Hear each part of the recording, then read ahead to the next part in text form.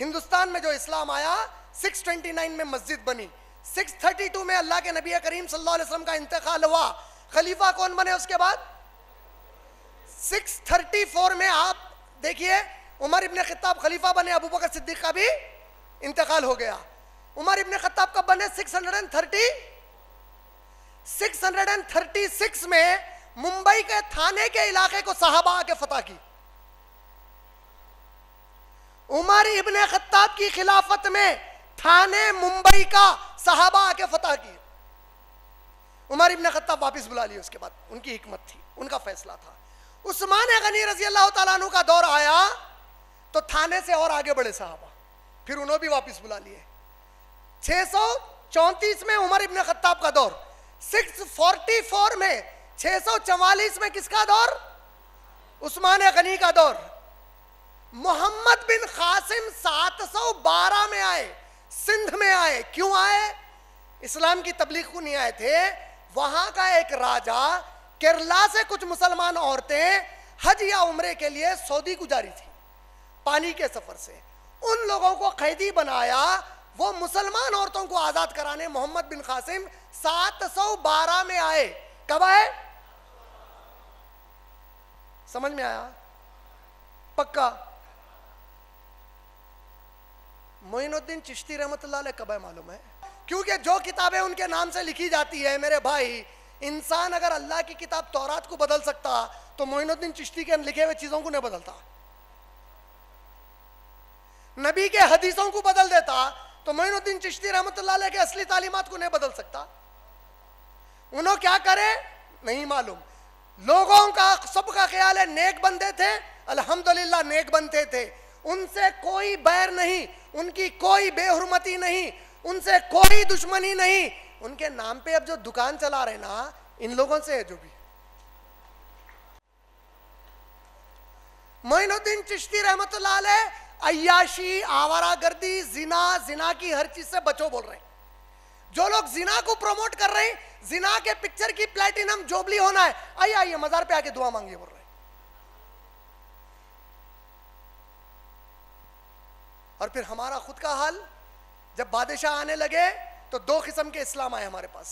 ایک اسلام مدرسوں سے آیا جہاں پہ علم کو ترجیح دی گئی, عالمیت کو ترجیح دی گئی. سو اسلام میں دیوبند وغیرہ کے مدرسوں سے کیا چلا یہاں پہ؟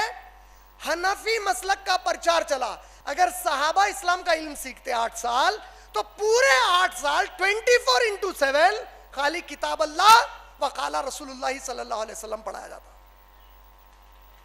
ایسا کیوں ہوا؟ کیونکہ جس زمانے میں ہمارے بادشاہ آئے مسلمان یہاں پہ, یہ محمد تغلق وغیرہ جو بھی آئے لوگ, یہ لوگ ترکستان کی طرف سے آئے. ترکی کا جو ایریا تھا ایران سے قریب تھا. یہ جو ایریا تھا یہاں پر شیعہ حضرات میں صوفیزم شروع ہوا سب سے پہلے. وہ لوگ اسلام کی جیسی تبلیغ کرے, وہ تبلیغ کو لے کر یہاں پہ بادشاہ آئے. یہ بادشاہ اس صوفیزم کو جو شیعوں سے لیے تھے اس کو سنیائز کرائے. صفوید خلافت, ان کے دور میں یہ صوفیزم کا کانسیپٹ شروع ہوا. لینڈ آف صوفی, الیگزینڈر جو تھا نا سکندر اعظم عیسیٰ علیہ السلام سے پہلے, انہیں جب عراق اور ایران کو جانا چاہتا تو اس کو لینڈ آف صوفی بولا, کیونکہ وہاں پر آلریڈی وہ آگ کی پوجا کرنے والے لوگ ساری دنیا سے بے تعلق ہو کے ایک پہاڑ پہ جا کے بیٹھ جاتے تھے. اللہ تعالیٰ بول رہے ہیں عیسائیوں کو ہم نے حکم نہیں دیا تھا کہ وہ روحانیت اختیار کریں اور ساری دنیا کو چھوڑ دیں. ان کے چرچ میں چھوڑ دیتے, نہ شادی نہیں کریں گے, کچھ نہیں, خالی گاڈ کی سروس بول گئے. ہم نے تو ایسا حکم نہیں دیا بولے اللہ تعالیٰ. اللہ کے نبی کی دلیل لیتے ہیں غار حرا میں جانے کی, لیکن اللہ کے نبی صلی اللہ علیہ وسلم پر جب قرآن نازل ہو گئی اور حکم آیا پبلک میں دعوت کا کام کرنے کا, اس کے بعد اللہ کے نبی صلی اللہ علیہ وسلم کبھی بھی غار حرا میں واپس نہیں گئے ایک بار بھی. آپ لوگ اب سمجھے کون سا علاقہ بن گیا ایران کے اندر پورا؟ صفوید. یہاں سے اسلام نارتھ سے ہوتے ہوئے انڈیا کے مسلمانوں میں آیا. یہاں سے آنے والے بادشاہ ہندوستان کے اوپر حکومتیں قائم کرے, یہاں سے آئے مغل, یہ لوگ قائم کرے حکومت. نتیجہ ان کے پاس دینداری کچھ بھی نہیں تھی. اسلام کے نام پہ ہندوستان میں نہیں آئے, مسلمان حکومت قائم کرنے کے نام پہ نہیں آئے, یہ اپنے اپنے قبیلے کی حکومت قائم کرنے کو آئے. تو اسلام جو آپ تک اور مجھ تک آج بھی پہنچ رہا, یہی دائرے سے زیادہ ہو کے آ رہا. میکزیمم کتابیں جو پڑھی گئی عباسید خلافت میں، عباسید خلافت والوں نے کیا کیا، جہاں کہیں ان کی خلافت تھی عربی کو مین میڈیم آف لینگویج رکھا. جیسے ہمارے پاس ہندی یا انگلش ہوتی ہے، تیلگو اب کمپلسری. ہر عباسید خلافت میں رہنے والا عربی پڑھتا تھا. یہ کمبختے جب آئے عربی کو ہٹا کے فارسی کو لازم کی.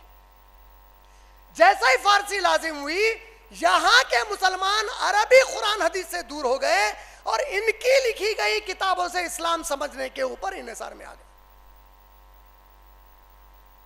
جیسا ہی یہ ہونا شروع ہوا، جو یہ بولتے ہم ان کی کتابوں سے پڑھ کے سمجھتے، تو آج بھی ہمارے پاس یہ مزاج ہے. اسلام کے معنی وہ کتاب میں انہوں بولے، یہ کتاب میں انہوں بولے، یہ کتاب میں انہوں بولے، یہ کتاب میں اللہ کیا بولے. فکر ہی نہیں ہے. ہر کتاب معلوم، یہ کتاب نہیں معلوم. جب تک اس کتاب کی طرف اب پلٹ کے نہیں آئیں گے ہم لوگ، اللہ کے نبی صلی اللہ علیہ وسلم پیشن گوئی دی ہے، بہت سخت حالات آئیں گے. اسلام پر قائم رہنا ہتھیلی میں آگ کے ڈلہ رکھنے کے مانند ہوں گا. بولے آگ کا ڈلہ رکھ سکتے ہیں؟ نہیں رکھ سکتے. یوں اسلام پہ آنے کو جائیں گے، یوں ہٹیں گے. ادھر سے آنے کو جائیں گے، ادھر کچھ تو بھی کریں گے. یوں حلال کرے، ادھر تھوڑا حرام، ادھر حرام کرے، ادھر حلال. یہ کیفیت میں رہیں گے. ایسے حالات میں اگر میری ایک سنت بھی ملے، اپنے داڑھ میں مضبوطی کے ساتھ پکڑ لو. ایک چھوٹی سنت بھی ملی، پکڑ لو. حالات ایسے آ گئے، کہاں میرے کو مار دیتے کی بول کے چھوڑو نہیں، بولے مر جا مگر ایک سنت بھی ملی تو پکڑ کے رہے. بولے مسلمان کیوں؟ کیونکہ یہ قوم پیدا کی گئی اس کتاب اور نبی کی سنت کے لیے، مر مٹنے کو. اس کتاب کو مٹانے پیدا نہیں ہوئی یہ قوم، اس کے لیے مر مٹنے پیدا کی گئی قوم ہے یہ مسلمانوں کی. یہ دعا ہے ہمارے نبی صلی اللہ علیہ وسلم کی کہ آپ اور میں مسلمان پیدا ہوئے آج ماشاءاللہ.